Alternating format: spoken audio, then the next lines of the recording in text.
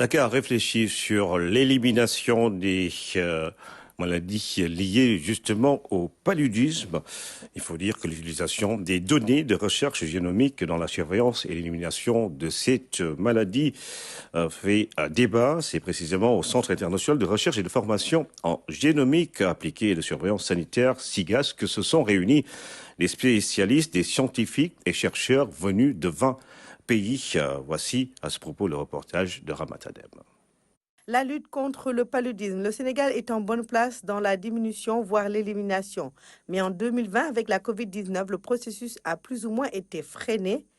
Et avec les chercheurs et scientifiques, toute une stratégie a été mise en place pour relancer le processus. Nous devons resserrer les coudes et améliorer davantage la collaboration qui est saluée un peu partout dans le monde que nous avons avec nos chercheurs. Parce que tout ce que nous faisons au niveau du programme est basé sur des preuves scientifiques.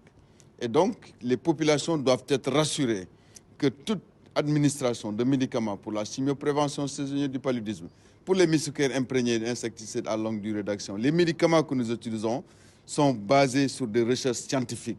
Le Sénégal est cité en exemple pour son travail pertinent mené dans la lutte contre le paludisme, ce qui a valu que depuis plus de 20 ans, l'Université Harvard et la Fondation Bill et Melinda Gates soutiennent la recherche au Sénégal pour l'élimination du paludisme. La Fondation Bill et Melinda Gates a toujours soutenu les projets du Sénégal dans la lutte contre le paludisme. Aujourd'hui encore, nous travaillons en étroite collaboration avec l'État pour l'élimination du paludisme. Le SIGAS y contribue fortement.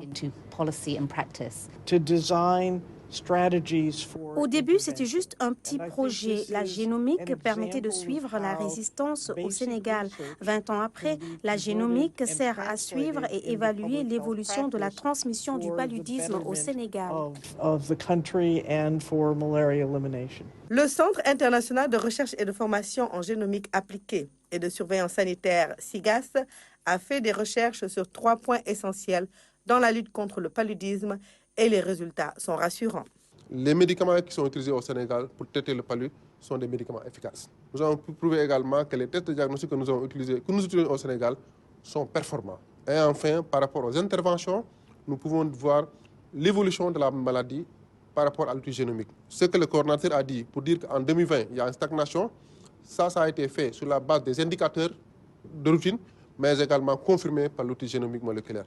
Donc ça veut dire qu'aujourd'hui, ces données sont utilisées à temps réel pour le programme. Et l'État du Sénégal, à travers le ministère de la Santé, compte travailler avec le SIGAS pour son plateau technique, mais également ses éminents chercheurs.